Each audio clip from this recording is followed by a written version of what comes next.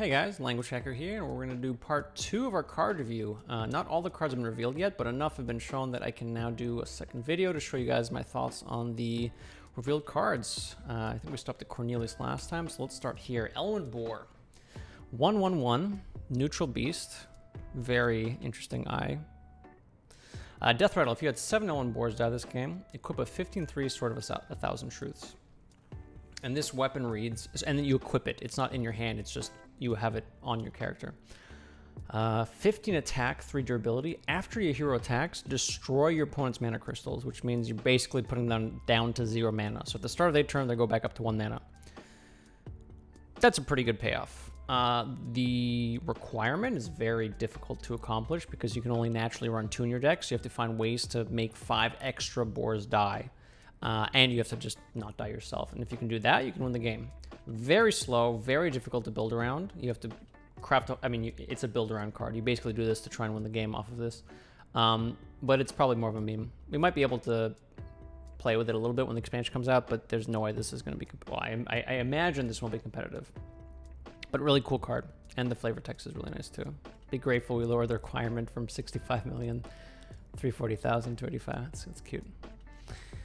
Okay, next up, Shady Bartender is a Warlock card. It's a 5-mana 4/4. It's tradable, and it has Battle Cry, give your demons +2/+2. Kind of like Fungalmancer, but it's only demons. Positioning doesn't matter. It's got some extra stats as well, but I think this card's just too slow. You're assuming you're sticking a board, which doesn't always happen, and there's not that many demons we're slamming in Zoo.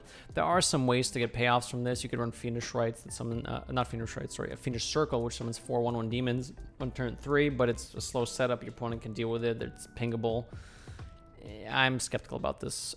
Maybe in a Zoo deck, if it's aggressive enough, you can have this as some top end, but I still think it's going to be pretty fringe. I don't think it's going to see much play. Next up, Rise to the Occasion. This is the Paladin spell. It was revealed, or the Paladin quest line, rather. I mean, it's still a spell. Quest line, play 3 different 1-cost cards. Now, that is a very important distinction. It's important that it says different. 3 different 1-cost cards. So you can't play 3 Elwyn Boars. They have to be unique 1-cost cards, which makes it a bit more restrictive. Now, First Day of School gives you 3 1-drops, I believe. Or is it 2 1-drops? It gives you 2 now. Oh, that's even worse. Yeah, this is even harder. Never mind. This is not good. I was looking through this before I started, and I thought, that's fine. Maybe First Day of School gets you through this, but no, I forgot it got nerfed back down to 2. Yeah, this is not very restrictive. Anyways, the first reward is equip a 1/4 Lights Justice, which is a card we used to have in Standard, but not anymore. Not that powerful, but playing 3 1-costs, maybe you get through that pretty easily. Fine. Second quest line: play 3 different 1-cost cards. Upgrade your hero power. So this means your hero power is now 2 mana, summon 2 1/1 Silverhand Recruits. So better, kind of like old Odd Paladin. And finally, Avenge the Fallen questline. Play 3 different 1-cost cards, and the reward is Lightborn Carriel, which reads 5 mana 7/7 Battle Cry. For the rest of your game, your Silverhand Recruits have +2/+2. So after it's been upgraded, your hero power then becomes 2 mana, summon 2 3/3s. And also any other Silverhand Recruits you may generate from other cards will be buffed as well.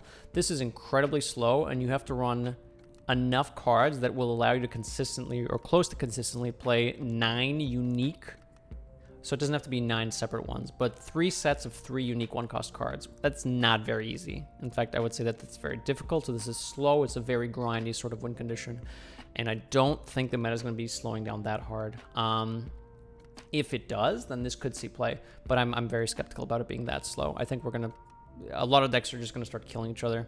So cool, and nice little upgrading hero power. I wish this was available in some other classes as well, but I don't think it's going to see that much play, if any. Jace Darkweaver, 8 mana 7/5. This is a Demon Hunter legendary.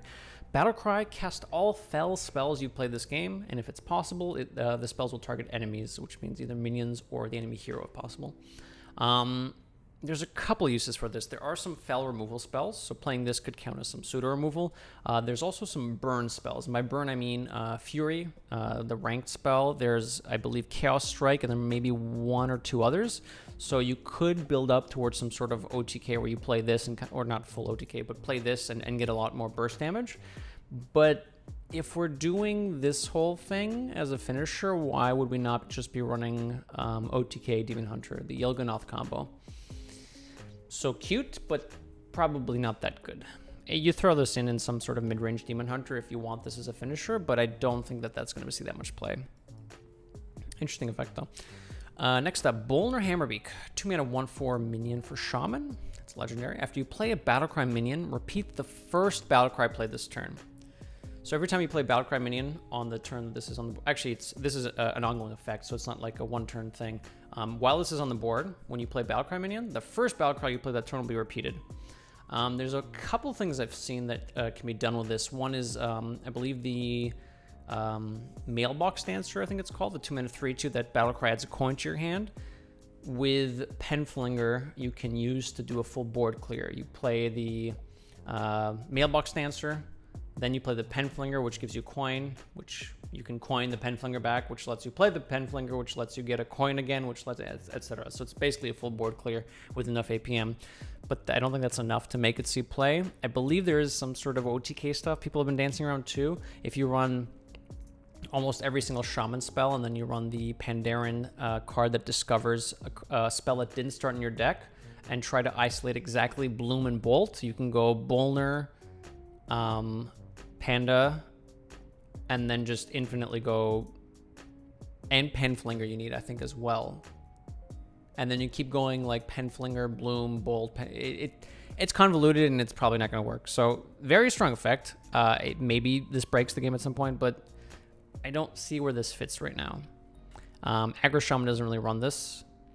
Maybe in some sort of mid-range Shaman where we have some elementals existing right now. I don't think this still really fits in there. It might be in some sort of control Shaman, but I don't think we have the tools for control Shaman. So the effect is good. I just don't know where this fits yet. Fringe play, but interesting card. Counterfeit Blade. This is another weapon for Rogue. It's a 4/4/2. With Battlecry, gain a random friendly death rattle that triggered this game. Triggered means activated, so it doesn't necessarily mean that the death rattle thing had to die. It just had to be triggered. And that's an important thing to point out because I believe there's a card later on that triggers a friendly death rattle without actually having the minion or whatever die. The effect's okay, but I don't know where this really fits into.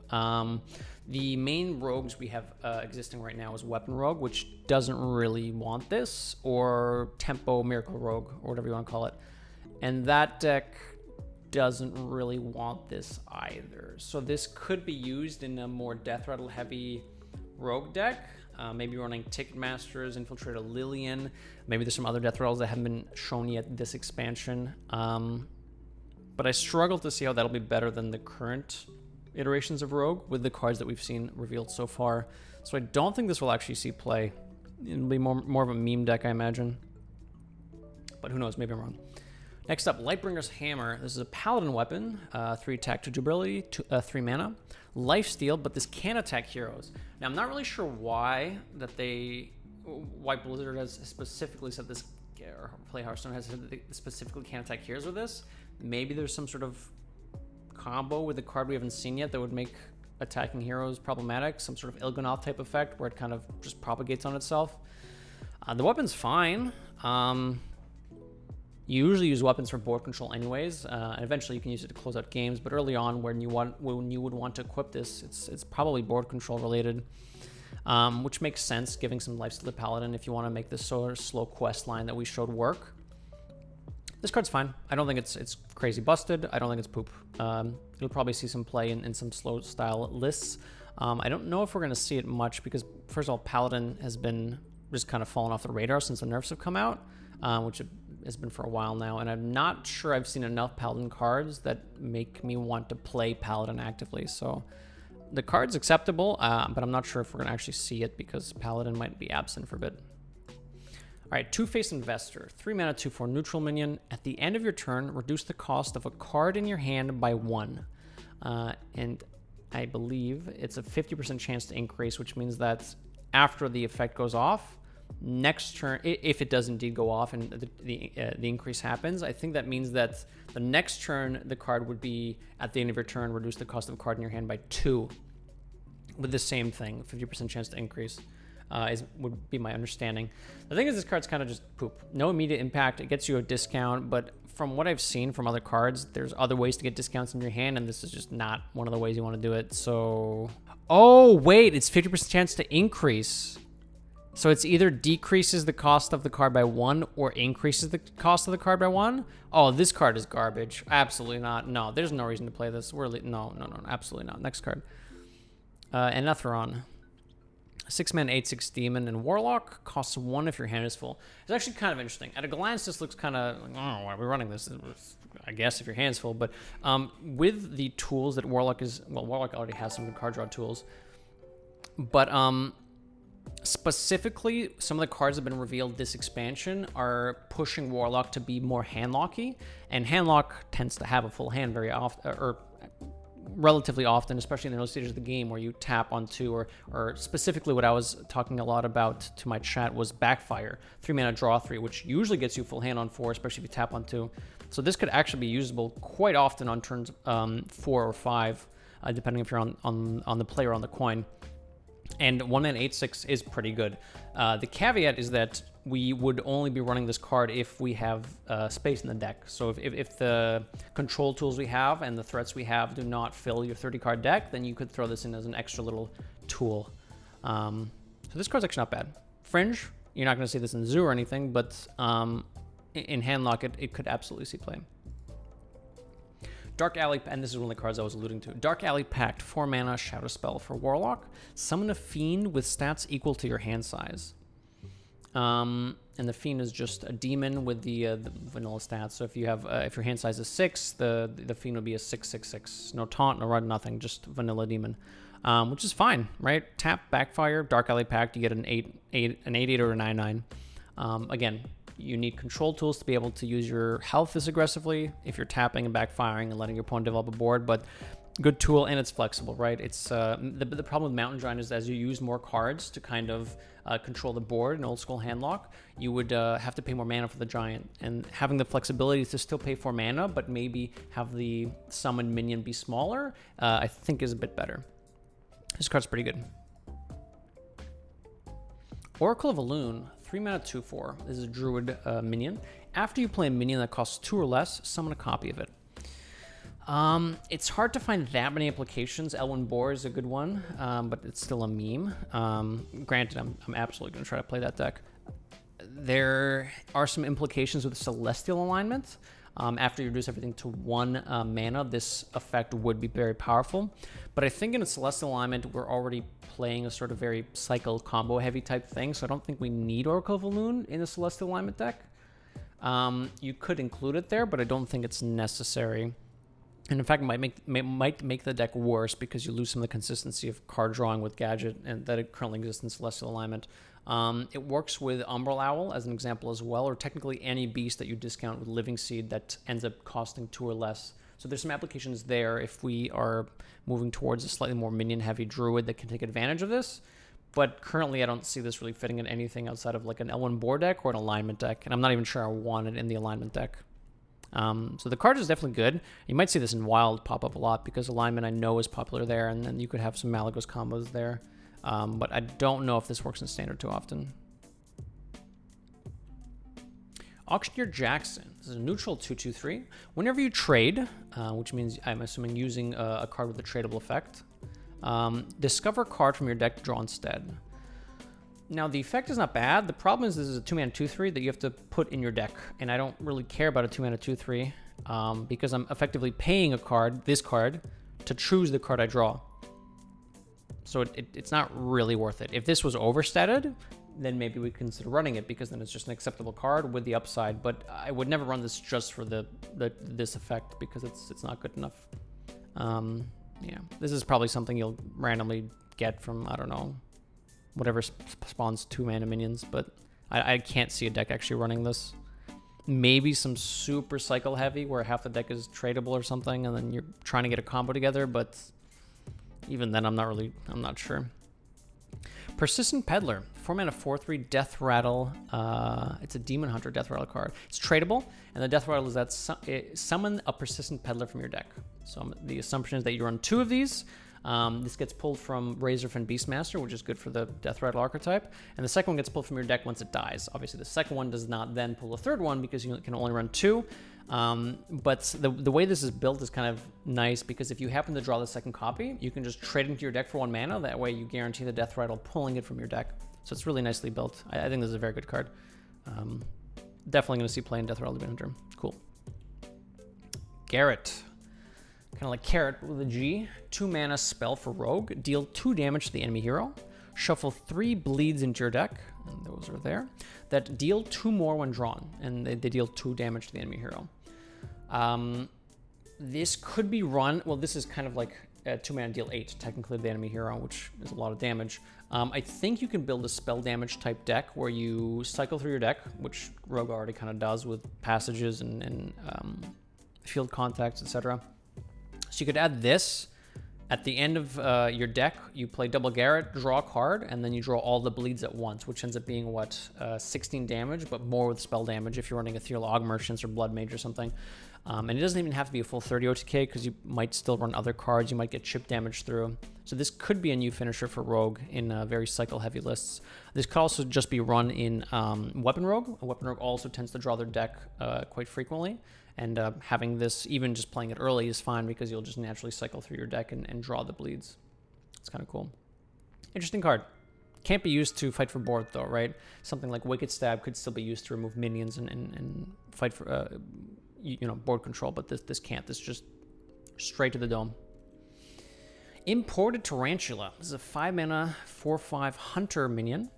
Tradable. Death Rattle, summon 2 1/1 spiders with Poisonous and Rush. There's a lot going on with this card. So, it's a Death Rattle card, 1/1 Poisonous Rush spiders. So that's incredibly powerful for board control. And this is very similar to a lot of other cards that they printed over their who knows how long, where they give Hunter these really good, slowish board tools when Hunter usually just wants to go face. The only Hunter decks that exist right now are ones that close out the game. And this is, again, great for board control, but it doesn't help Hunter close out the game. And this itself does not have Rush. So you play this, it doesn't do anything on turn 5. Then on turn 6, you have to kill it off, then get the 1/1 spiders with Poisons and Rush. Messes with Warsong Wrangler if you're trying to go for an aggressive type build with Wolpertingers and Trampling Rhinos. So I don't really see it playing in that type of Hunter, but maybe there's a slower Death Rattle Hunter that can take advantage of this. I'm a little skeptical about that because slow Hunter decks have just never worked out as well as faster Hunter decks just because of how the class is built with the hero power and the tools they have available. The card is powerful, but I'm not sure if it'll see play. It might see Fringe play in a Death Rattle deck, but I don't think that'll be very competitive. And the fact that it's tradable is technically okay because if it starts off early in your opening hand, you can pay 1 mana to cycle it like you would with a tracking or something anyways. Although this doesn't, tracking you would get to choose, but upside that it's tradable. Whenever a card is tradable, it just means it's slightly better than if it didn't have it. Okay, Command the Elements. This is the Shaman questline. Questline, play 3 cards with Overload. Fair enough. Reward, unlock your Overload mana crystals. Okay, cool. Doesn't have to be in 1 turn either, so it can be over time. Next set of the quest in the quest line is play 3 cards with Overload. Shocker. Reward, summon a 3/3 elemental with Taunt, and I believe that is this, Living Earth. Okay, not bad. Tame the Flames. Questline, play 2 cards with Overload. Reward, Stormcaller Brucon. And Stormcaller Brucon, like the other quest rewards, is a 5 mana 7/7, but this reads Battlecry for the rest of the game. Your spells cast twice. That's a pretty good effect. Now, again, how easy is this to complete? We need 8 Overload spells. Most Shaman decks don't currently even run 8 Overload spells. With Fireheart, it makes it a bit easier because you could prioritize some of the Overload stuff, and you would also just naturally want to put some more Overload cards in your deck to try to make this work. But again, this is kind of slow. So you'd have to play a bunch of Overload cards, and then the payoff would be your spells cast twice, which means you could go for some sort of like Brucon, Lightning Bolt, Serpentine Portal type lethal. But Shaman doesn't have that much card draw. So it's kind of weird to make a sort of long-term game plan like that where you need to draw a bunch of stuff. So I'm skeptical that this works. It's cool. You might be able to do some cool stuff with this, but I don't see this. I think it's too slow and there's not enough card draw support. If some more cards are revealed that maybe support card draw and Shaman, maybe, but Again, skeptical. And I don't want to seem pessimistic about all these quest lines because they're cool. It's just, it's really slow, and the payoff has to be good, or you have to be running, or the quest line has to ask you to do stuff that's already just good by itself. And there are good overload cards, just not that many, and it's just slow. It's slow. Okay, Lost in the Park, another quest line. This is for Druid though. Gain 4 attack with your hero. Okay, fair enough. Pounce, Park Panther, there's a few ways to do it. Reward, gain 5 armor. Okay, a little defensive. Next is, again, gain 5 attack with your hero this time, and the reward, once again, gain 5 armor, but you also draw a card, so it helps a little bit in terms of card draw, but Druid has enough card draw anyway, so it's not that crazy. Gain 6 attack with your hero, and the reward is Guff the Tough. Guff the Tough is actually slightly differently statted than the other ones. It's a 5-mana 8/8 beast with Taunt. Battlecry, give your hero +8 attack this turn, also gain 8 armor. Once again, this doesn't immediately end the game, so I'm kind of skeptical to run this card. And for all of these quest lines, which I haven't actually stated every step along the way, but you also have to, this is in your opening hand, and this is a card you have to play on turn 1. So you give up your turn 1 to do this, and you also give up a card in your hand, which reduces the flexibility you have in your early turns. It's not even just your early turns, just over the course of the game. It's one card that you have to just play for the quest that you can't, it could have been another card that could have been doing something else. So you do give quite a bit for quests. And this doesn't immediately end the game. People have said that you can run this with Mark of the Spike Shell, which copies Guff the Tough because it's a taunt minion. So you can get this multiple times over several turns where you go Guff, Spike Shell, hit him in the head, Guff, Spike Shell, hit them in the head. But that's 24. And you might say, okay, well, you've dealt 4 already with this. You've dealt another 5 with this. In theory, you've dealt another 6. Yeah, but you kind of have to control the board to get to your win condition. So not all of this is going face. And once again, this is kind of slow and it doesn't immediately end the game. And this isn't even an ongoing sort of reward. I, in fact, think this is one of the worst quests in terms of payoff because it doesn't do much. And you have to run a lot of cards to actually get this going. This doesn't have to be in one turn. So again, you can hero power and this progresses the quest, but it's just really slow. And the payoff's not good enough. So I don't think this is going to see play either. Provoke, 0 mana spell for warrior. It's tradable. Choose a friendly minion. Enemy minions attack it. I'm assuming this is in play order of your opponent's minions. So the first minion they played would be attacking it first, and then the second, and so on. Similar to the order for True Aim Crescent is my guess. This is a good card. 0 mana cards in general are good.